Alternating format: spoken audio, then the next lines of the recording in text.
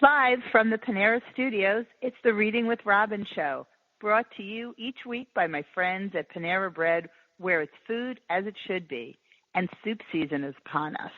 Panera Bread has some of my favorites, the creamy tomato, broccoli cheddar, and the vegetarian autumn squash. You can sense the pattern. I'm a vegetarian. Perfect for the chill in the air and that warm feeling inside. Getting mine for lunch today.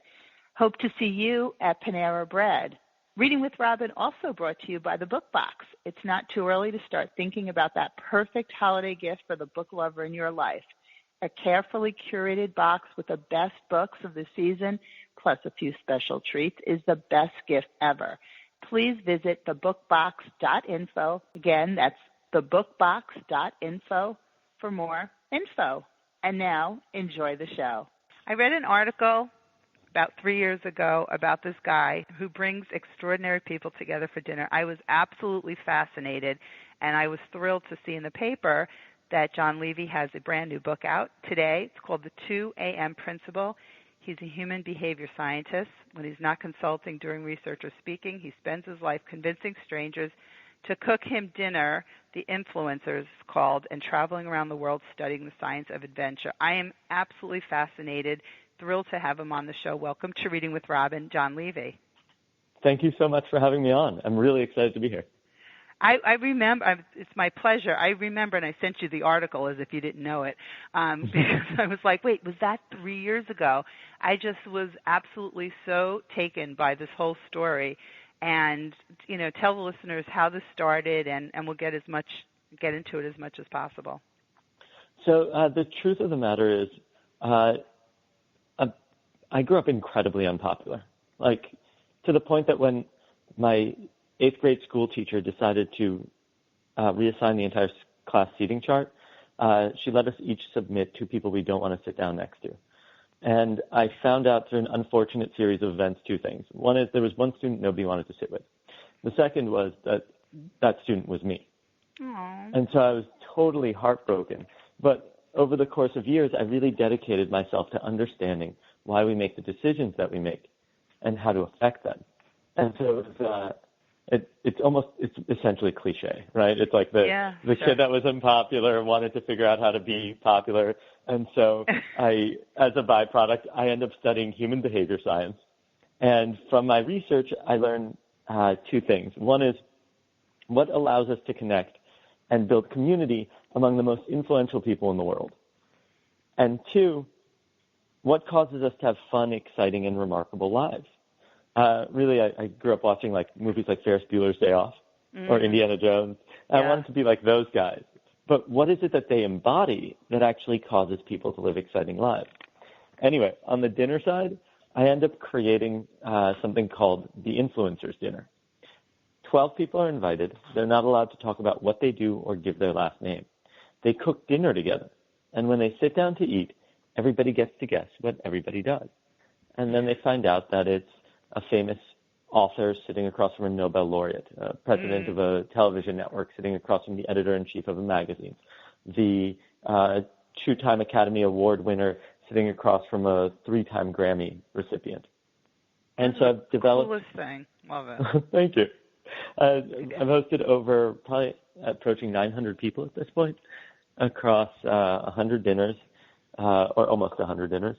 And it's been just the biggest privilege of my life, really. There are so many kids who grow up with so many situations, but to really devote the study of human behavior and figure it out, I just think on so many levels. And it's the kind of thing where when you're a kid, if you have a parent that kind of says, you know, life will get better, this will be funny one day, like that doesn't help when you're a kid who's unpopular and going through, and especially that time period, and kids can be just awful. But it's an amazing takeaway to really see that somebody has taken that and turned it into a lifestyle, a cause. I mean, I just think that is just the coolest thing. The 2 a.m. Principle, Discover the Science of Adventure, is out today. People can visit your site at jonlevytlb.com. You're also on Twitter and Facebook and Instagram. I just think I followed everything. And my friend A.J. Jacobs says, a brilliant and indispensable guide to seizing the day. Actually, A.J. continues because A.J. has a lot to say. But I remember when I saw this book, I immediately thought of A.J. and some of his books. So I thought that was really cool. And your guest He's cook, a great guy. Isn't he? I love him. Yes. And the guest cook. The guest cook. So one of the things that becomes very clear is that shared activities really allow for bonding. And there's all this kind of quirky research about human behavior. Like, it turns out that if you're holding a warm glass, you will like me more than if you're holding a cold glass when we meet. Wow. So your guests have warm glasses. Well, they eat warm food, right? They eat warm food. They actually have probably mostly cold glasses because cocktails, but now I might have to redefine the entire menu. I don't know. I'm thinking hot toddy. I don't know what you serve. I know it's not coffee, but go ahead. That's for sure. And so the book actually runs through all this really fun research on human behavior, ranging from things like the effect of our social networks on us. Because if you want to live an exciting life, the most important thing you can do to make that happen is surround yourself with the right people. But the question is, how much do the people around you have an effect on you? Mm-hmm. And there were these two researchers that looked at how to actually answer this question, and their names are Nicholas Christakis and James Fowler. What they did was they were looking at the obesity epidemic. And, there's kind of two ways that people look at epidemics. One is the percentage of the population, right, like Alzheimer's. And then there's like the cold. It passes from person to person. One person sneezes, another person gets it. And what they discovered was absolutely staggering, that if you have an obese friend, your chances of obesity increase by 45%. Their friends who don't know you, your friends who don't know them, their chances increase by 25%, their friends by 10%, and then their friends by 5%. And so we have this incredible impact on one another and our social networks that doesn't really get acknowledged.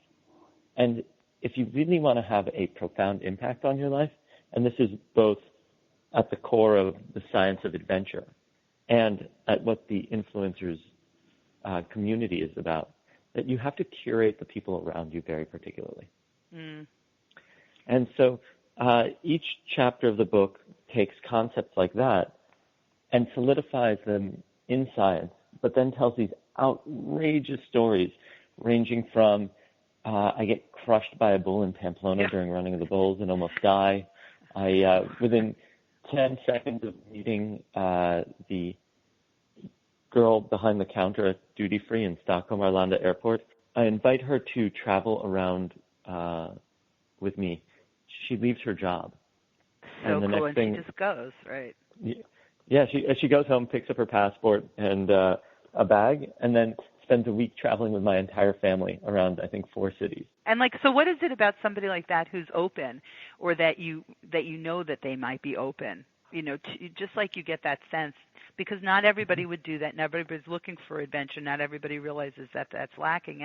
And also going back to what you said about surrounding yourself with people who are going to bring you that kind of lifestyle and sensibility, because we curate so many things, but I don't think people really think about who they're hanging out with and the influence that really has, and making life more exciting and bringing other people into your world. I really connected with this book in a lot of ways, and I think, you can certainly not be up at 2 a.m. because that's when the interesting things happen, right? And I love the metaphor, and I'm speaking with Jon Levy in his book, The 2 a.m. Principle, Discover the Science of Adventure, is out today. Find him on Facebook, at his website, jonlevytlb.com, and Twitter, Instagram. It's just fascinating. So she picks up, gets her passport, and goes.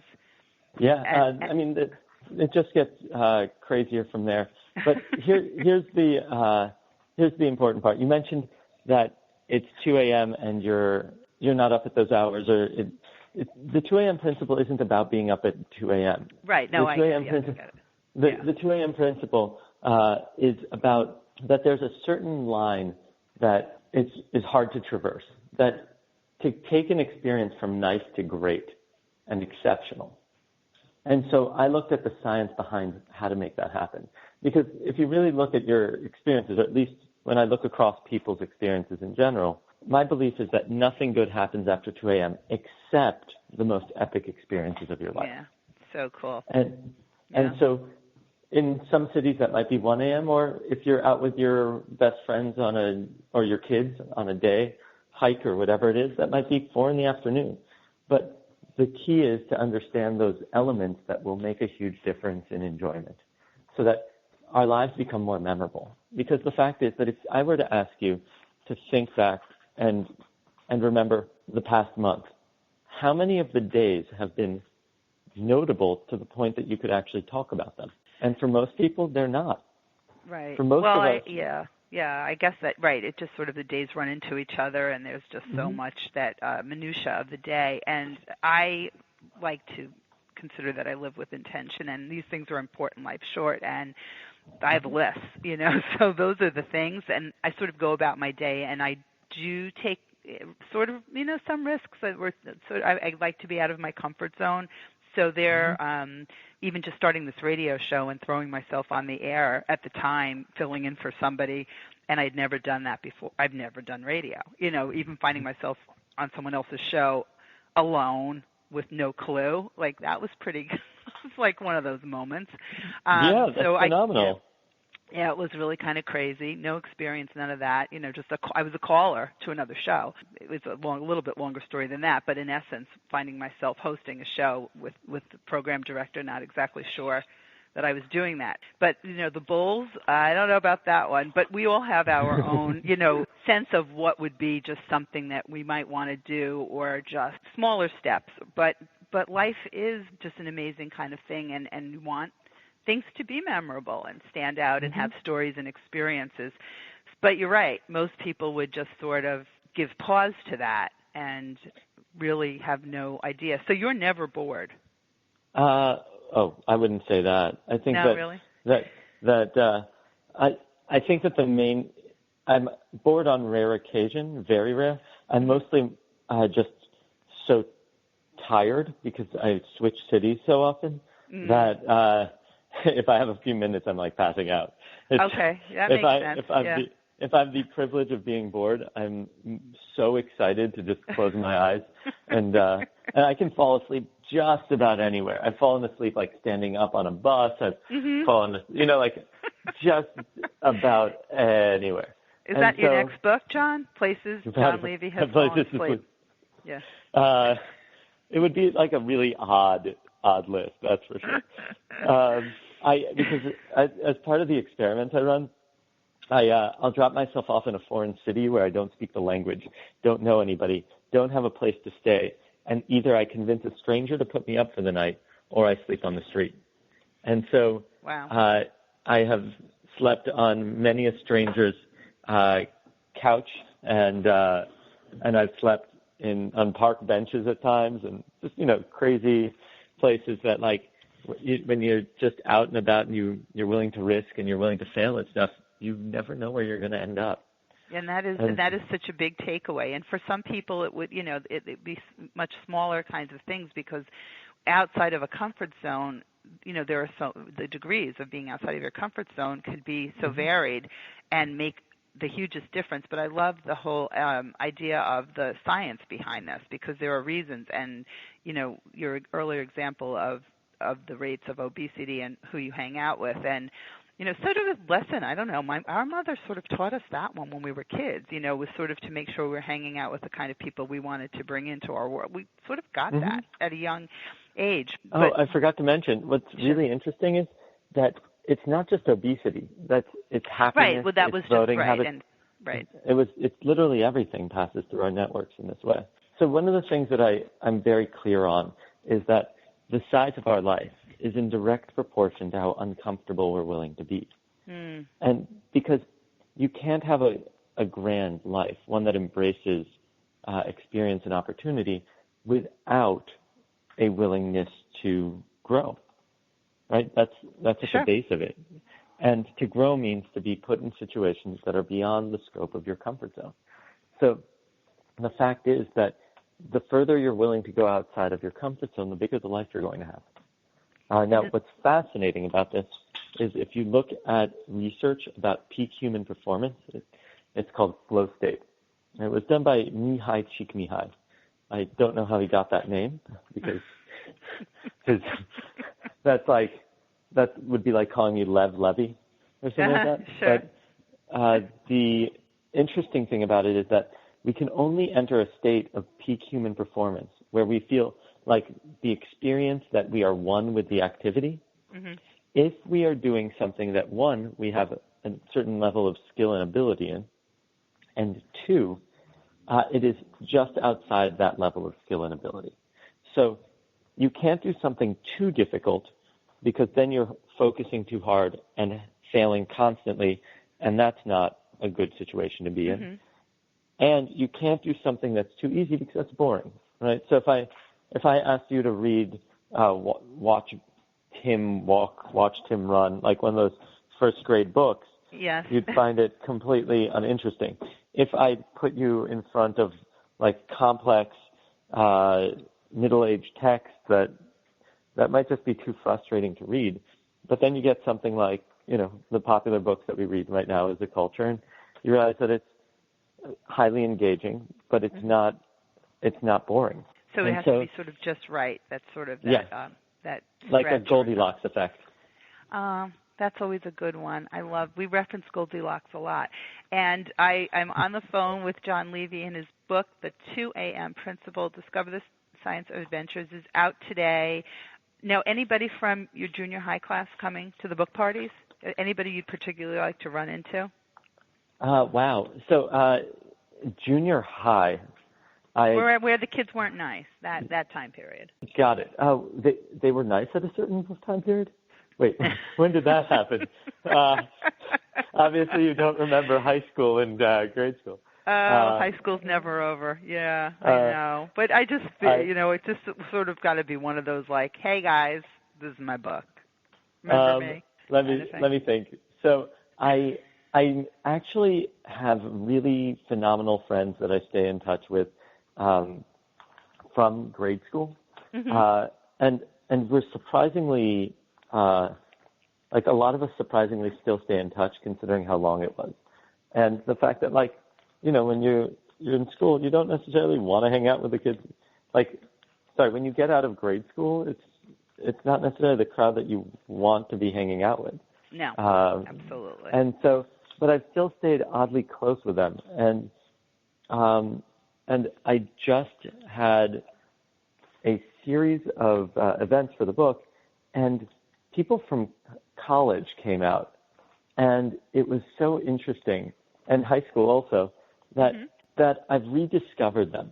It's interesting. At a different point. I mean, we're so different now than we were then. You have a sense of now, or at whatever age, when you have a sense of exactly who you are and what's meaningful. And I know that when people are sort of presented with that, scenarios that happen, people don't remember, or it means more to somebody than it does to somebody else. So, and are those so those are events? Are the events that are happening on your site now, JonLevyTLB.com? Oh, they're mostly private, but you can reach out. I launched an event series called The Salon, where 60 people come. I have 3 famous speakers speak, like Bill Nye the Science Guy, followed by a famous architect like B.R.K. Ingalls, and then we'll have a famous musician perform. And so I'm doing a series of 15 of them around the country. And but if people wanted to reach out through the contact section and give me a reason to invite you, chances are I'd probably invite you. I love meeting people. I know. Yeah. I look forward to it. But so is there a book tour then? Are you doing a book tour for this? Not in the traditional sense. Okay. All right. But if anybody wants to reach out to me, I'm happy to connect. So reach out to Jon at JonLevyTLB.com. There's a contact form there, and the book is called The 2 a.m. Principle. Jon, this was such a thrill. I'll catch you on Twitter, on Instagram, and on your tour, and I look forward to connecting with you. It's just fascinating, and I wish you all the best with the influencers. Thank you so much for having me on. And you're welcome, and travel safe, and stay awake. Take care. You too.